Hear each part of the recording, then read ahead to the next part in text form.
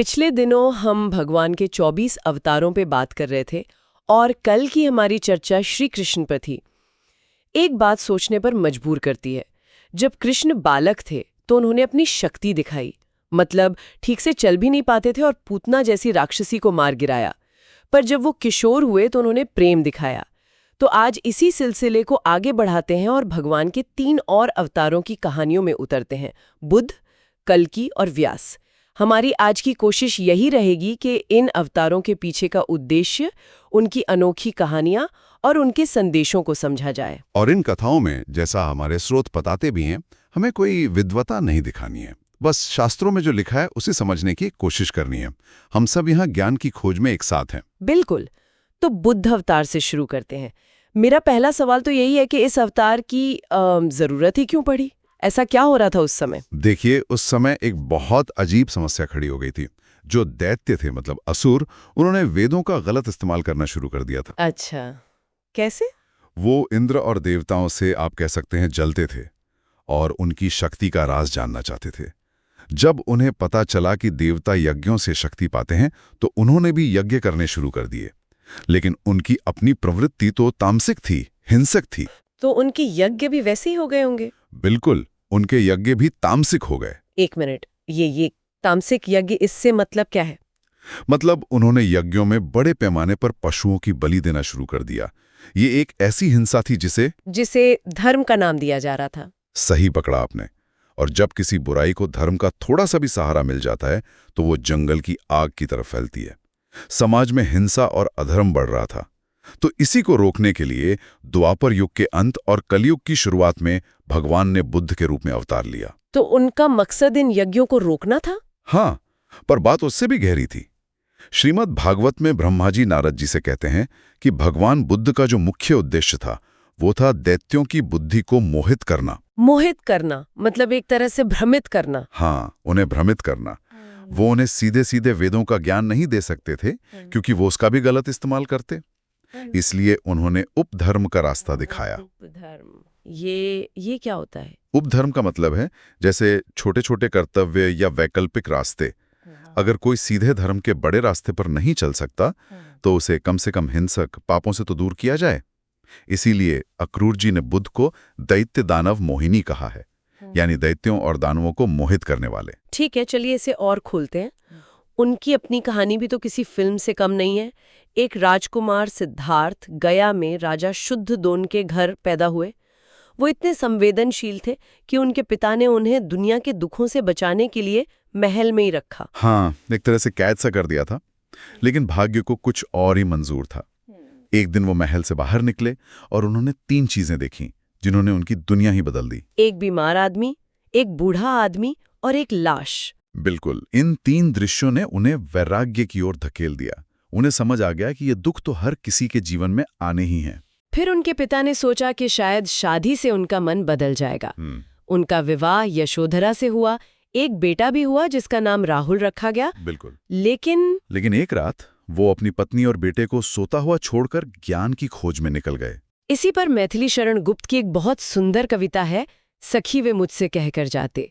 ये सवाल आज भी कई लोगों के मन में उठता है कि इतना संवेदनशील इंसान अपने परिवार को बिना बताए कैसे जा सकता है? एक बहुत बड़ा सवाल है। हाँ, मतलब सांसारिक कर्तव्य और आध्यात्मिक खोज, दोनों के बीच का टकराव। लेकिन हमारे स्रोत इसका एक पहलू दिखाते हैं। वो बताते हैं कि जब बुद्ध को ज्ञान मिल गया तो वो वापस अपनी पत्नी के पास आए थे, उनसे विधिवत भिक्षा ली और फिर संसार के कल्याण के लिए निकले। अच्छा। इसकी तुलना उन शतरानियों से की जा सकती है जो एक बड़े मकसद के लिए अपने पतियों को युद्ध में भेजती थीं, ये जानते हुए कि शायद वो कभी वापस न लौटें।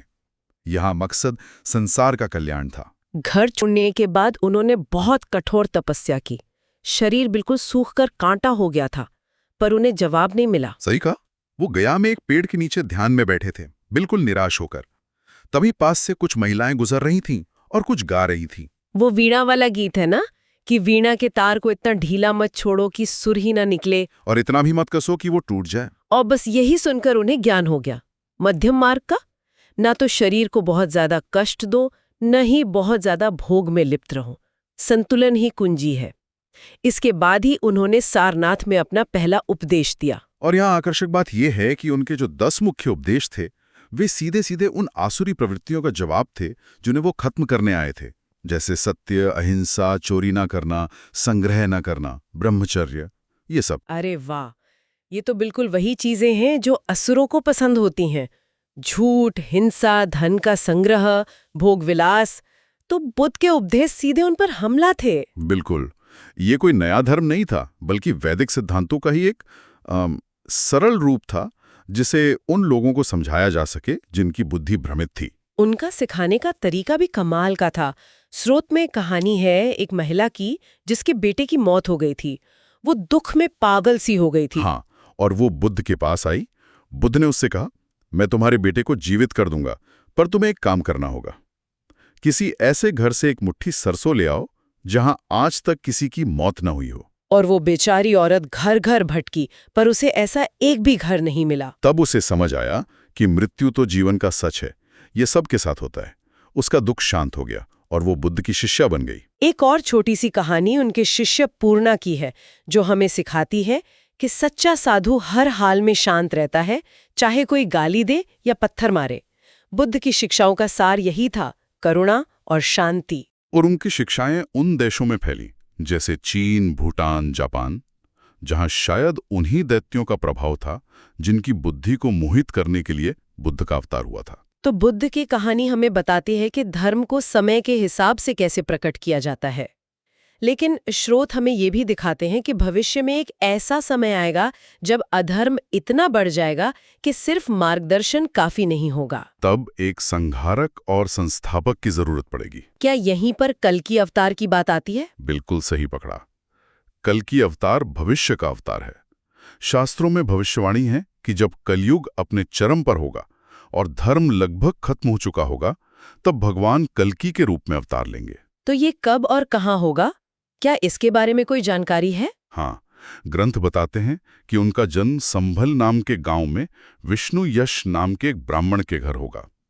माना जाता है कि यह संभल गांव उत्तर प्रदेश में है, लेकिन लोगों को यह गलतफहमी है कि यह जल्दी होने वाला है। अच्छा। कलयुग को शुरू हुए अभी लगभग 5000 साल ही हुए हैं, और यह घटना कलयुग के अंत में होगी, जिसमें अभी भी हजारों साल बाकी हैं।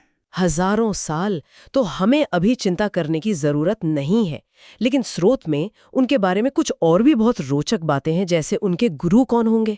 ये बहुत दिलचस्प है। कहा जाता है कि उन्हें वेदों की शिक्षा स्वयं परशुराम जी देंगे, जो एक चिरंजीवी हैं। और शस्त्रों की शिक्षा? और उन्हें शस्त्रों की शिक्षा स्वयं भगवान शिव देंगे। सोचिए, जिसका गुरु परशुराम और शिव जैसा हो, वो कितना शक्तिशाली होगा। तो उस समय दुनिया कैसी होगी कि भगवान को इतने शक्तिशाली रूप में आना पड़ेगा? कल्पना कीजिए एक ऐसी दुनिया की जहां राजा और शासक लुटेरों की तरह व्यवहार करेंगे, जहां धर्म, सत्य और दया का कोई मोल नहीं रहेगा, जहां लोग सिर्फ अपने स्वार्थ के लिए जिएंगे। उस घोर अंधकार के युग को समाप्त करने और एक नए सतयुग यानी सतयुग की शुरुआत करने के लिए कल्कि अवतार होगा। और उन्हें हमेशा एक सफेद घोड़े पर तलवार के साथ दिखाया जाता है। इसका क्या मतलब है? वो सफेद घोड़ा, जिसका नाम देवदत्त बताया गया है, वो पवित्रता और शक्ति का प्रतीक है, और उनकी तलवार दुष्टों का नाश करके धर्म की फिर से स्थापना करने का प्रतीक है। उनका मिशन सिर्फ बुराई को खत्म करना नहीं, बल्कि एक नई शुरुआत करना भी है। तो हमने एक ऐसे अवतार की बात की जो मार्गदर्शक थे, बुद्ध, और एक ऐसे अवतार की जो भविष्य में संस्थापक होंगे, कल्कि। लेकिन हमारे स्रोत एक तीसरे बहुत ही अनोखे अवतार की भी बात करते हैं, जिनका मिशन इन दोनों से बिल्कुल अलग था, ज्ञान को बचाना। ये कहानी है व्यास की, और उनकी जन्म कथा तो सच में अविश्वसनीय है। हाँ, और ये उन कथाओं में से एक है जो हमें याद दिलाती है कि हमारी रोजमर्रा की सोच और तर्क की एक सीमा होती है। इन दिव्य घटनाओं को समझने के लिए हमें एक खुले दिमाग से सुनना पड़ता है। कहानी शुरू होती है चेदी देश के राजा उपरीचर वसु से। इंद्र ने उन्हें ऐसा विमान दिया था जिससे वो आसमान में उड़ सकते थे। एक दिन वो जंगल में थे जब उन्हें अपनी पत्नी की याद आई। उनका वीर्य स्खलित हो गया और उन्होंने सोचा कि इसे व्यर्थ नहीं जाने देना चाहिए। उन्होंने उसे एक पत्ते में लपेटा और एक बाज के जरिए अपनी पत्नी के पास भेज दिया। लेकिन रास्ते में उस बाज की लड़ाई एक दूसरे बाज से हो गई और वो पत्ता यमुना नदी में गिर गया। अब कहानी में एक और मोड़ आता है। उस नदी में अद्रिका नाम की एक अप्सरा ब्रह्मा जी के श्राप की वजह से मछली बनकर रह रही थी। उस मछली ने वो वीर्य निगल लिया और वो गर्भवती हो गई। ये तो सच में कल्पना से परे है, एक मछली का गर्भवती होना। और कहानी यहीं खत्म नहीं होती। कुछ समय बाद एक मछुआरे ने उस मछली को पकड़ा। जब उसने मछली का पेट चीरा तो उसमें से 2 बच्चे निकले, एक लड़का और एक लड़की। क्या? मछुआरा हैरान होकर उन्हें राजा उपरेचर के पास ले गया। राजा ने लड़के को तो रख लिया, पर लड़की को उसी मछुआरे को पालने के लिए दे दिया। और वो लड़की कौन थी? वही लड़की बड़ी होकर सत्यवती कहलाई। वो बहुत सुंदर थी, लेकिन उसमें एक कमी थी, उसके शरीर से मछली की गंध आती थी। और यहीं से व्यास जी की कहानी असल में शुरू होती है। एक दिन महान ऋषि पराशर नाव से नदी पार कर रहे थे और सत्यवती ही नाव चला रही थी। ऋषि उसके रूप को देखकर मोहित हो गए और उन्होंने उससे एक पुत्र पैदा करने की इच्छा जताई, लेकिन सत्यवती ने मना कर दिया होगा। वो एक अविवाहित कन्या थी। उसने 3 शर्तें रखीं। पहली, मेरे शरीर से मछली की गंध आती है। दूसरी, हम यहाँ नदी के बीच खुले में ये कैसे कर सकते हैं। और तीसरी, इससे तो मेरा कौमार्य नष्ट हो जाएगा। ऋषि पराशर ने अपनी योग शक्ति से तीनों समस्याओं का हल निकाल दिया। उन्होंने अपने तप के बल से चारों तरफ घना कोहरा बना दिया। उन्होंने सत्यवती की मछली की गंध को एक दिव्य सुगंध में बदल दिया और उन्होंने वचन दिया कि पुत्र जन्म के बाद भी उसका कौमार्य बना रहेगा। और इस तरह व्यास का जन्म हुआ। स्रोत बताते हैं कि उनके अलग अलग नाम भी इसी कहानी से जुड़े हैं, है ना? बिल्कुल, क्योंकि वो पराशर ऋषि के पुत्र थे, इसलिए पराशरे कहलाए। उनका जन्म यमुना नदी के एक द्वीप पर हुआ था, इसलिए द्वैपायन कहलाए। और उनका मुख्य काम वेदों का विभाजन और विस्तार करना था, इसलिए वो वेद व्यास के नाम से प्रसिद्ध हुए। तो आखिर इस अवतार का मुख्य उद्देश्य क्या था? उन्होंने ऐसा क्या किया जो इतना महत्वपूर्ण था? व्यास ने देखा कि जैसे जैसे युग बदल रहे हैं, इंसानों की उम्र, बुद्धि और याददाश्त कम होती जा रही है। वो जानते थे कि आने वाली पीढ़ियां वेदों के विशाल ज्ञान को संभाल नहीं पाएंगी, वो ज्ञान खो जाएगा। इसलिए उन्होंने ज्ञान को बचाने का बीड़ा उठाया। उन्होंने एक ही वेद को 4 भागों में बांटा, ऋग्वेद, यजुर्वेद, सामवेद और अथर्ववेद, ताकि अलग अलग ऋषि उसे याद रख सकें। लेकिन वेद तो सबके लिए सुलभ नहीं थे। यही तो उनकी दूरदर्शिता थी। उन्होंने महसूस किया कि समाज के बहुत से लोग, जैसे स्त्रियां और शूद्र, वेदों को सीधे नहीं पढ़ सकते। इसलिए उन्होंने 5वें वेद के रूप में महाभारत की रचना की।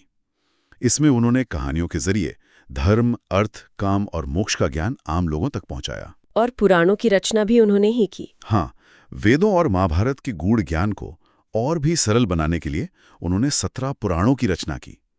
लेकिन इतना सब कुछ लिखने के बाद भी स्रोत कहते हैं कि उनके मन को शांति नहीं मिली। उन्हें लगा कि कुछ अधूरा रह गया है। तब देवर्षि नारद की सलाह पर उन्होंने अपना अंतिम और सबसे महान ग्रंथ लिखा, श्रीमद् भागवत पुराण, जो सिर्फ और सिर्फ भगवान की भक्ति और प्रेम की कथा है। तो आज हमने 3 बहुत अलग अलग अवतारों की चर्चा की। बुद्ध, जो भटके हुओं के लिए मार्गदर्शक बने, कल्कि, जो भविष्य में धर्म की पुनर्स्थापना करेंगे, और व्यास, जो ज्ञान के सबसे बड़े संरक्षक बने। और स्रोत से एक अंतिम विचार के साथ श्रोताओं को छोड़ते हैं। ये कहानियां हमें दिखाती हैं कि परमात्मा कितने अलग अलग और रहस्यमयी तरीकों से काम करता है।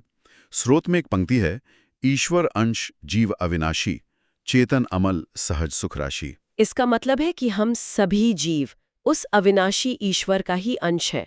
हमारा मूल स्वभाव चैतन्य, पवित्र और आनंद से भरा है। बिल्कुल। और स्रोत हमें सोचने पर मजबूर करते हैं।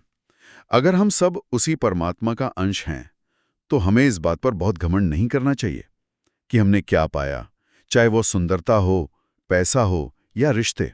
और न ही इस पर बहुत दुखी होना चाहिए कि हमने क्या खोया है। सही बात है। असली चुनौती ये नहीं है कि हम रोते हैं या नहीं, क्योंकि जीवन में दुख सुख तो आते जाते हैं। असली सवाल ये है कि हम रोते क्यों हैं, सांसारिक चीजों के खोने पर या भगवान के प्रेम की तड़प में। तो अंत में विचार करने वाला प्रश्न यही है, हमारे अपने जीवन की कहानी किस उद्देश्य के लिए लिखी जा रही है?